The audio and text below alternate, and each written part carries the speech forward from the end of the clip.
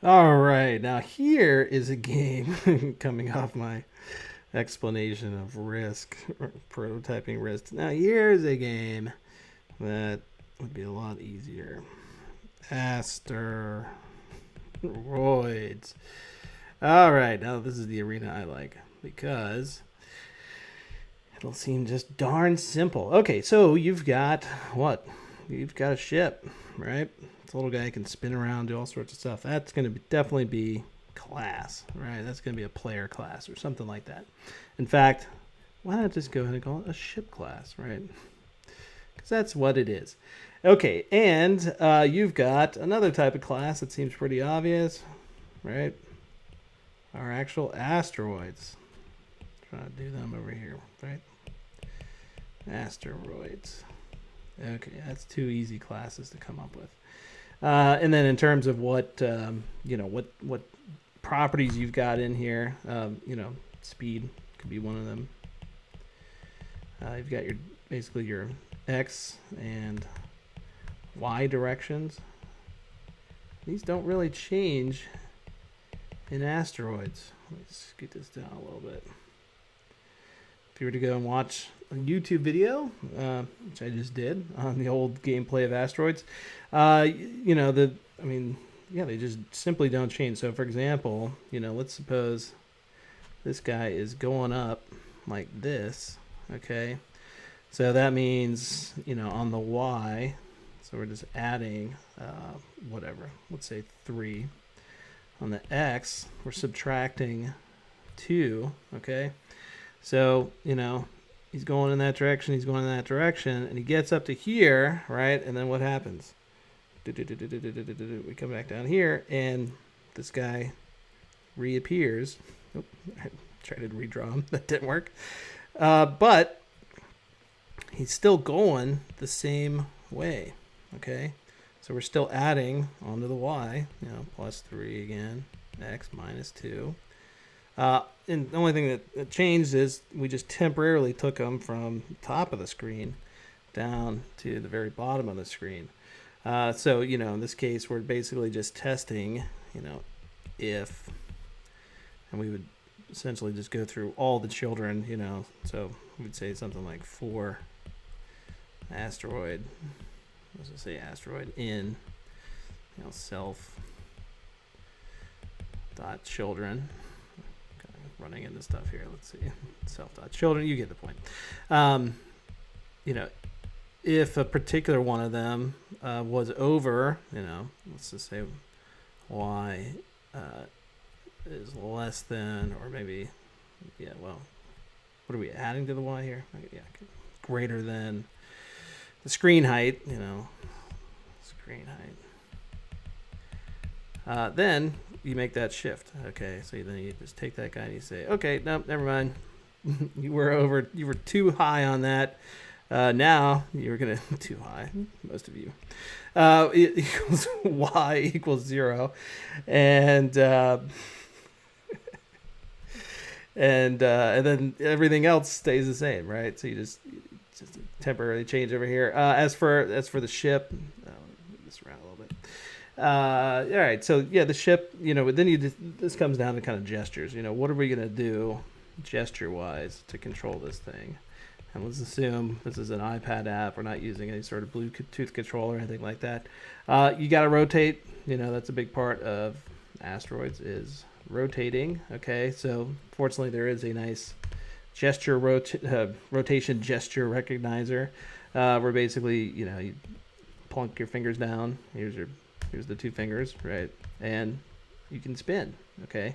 And you'll get from that basically just a number that is going to be the what we would translate to degrees. I don't think it comes to you as degrees, if I remember right. And one of the things we'd say save in there is kind of your current degree, which way you're facing. And then we'd have to tie that number into where you're going to go. So, for example, and how fast you're going to go doing it.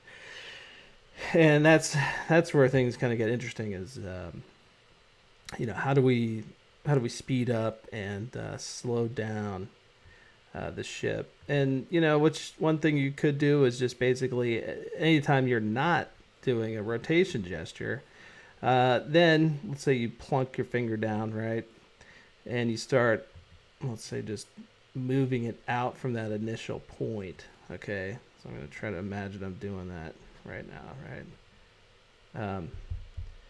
That could be, so basically your kind of your distance from your starting point could be used to change your speed, right? I mean, that would be one way of doing it.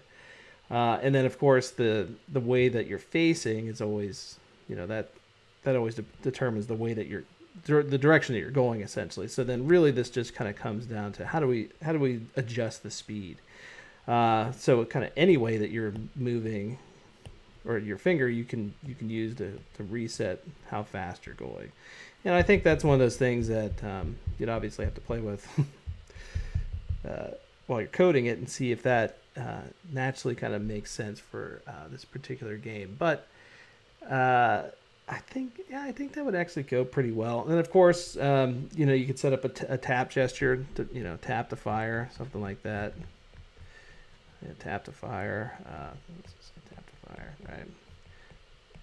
And kind of the nice thing about this is, you could always tie in. So let's say here's your little ship over here. You could tie in where the bullet's going to go based on where the ship is going, and again, these can how do we tie in these numbers? Very simple numbers like this. Yeah, it's something I'd have to explore a little bit with the code. I'm sure there's some sort of cosine sine thing that you could use for the rotation. Yeah, that's worthy of a lesson. And then what else do you got? I mean, again, it's pretty simple. You got your score over here in the top, right? We all know how score works. If a bullet runs into an asteroid, blows it up, boom, then you add score. Okay, no brainer. And then, yeah, in terms of kind of the levels, a game like this, you're really not going to be making separate levels.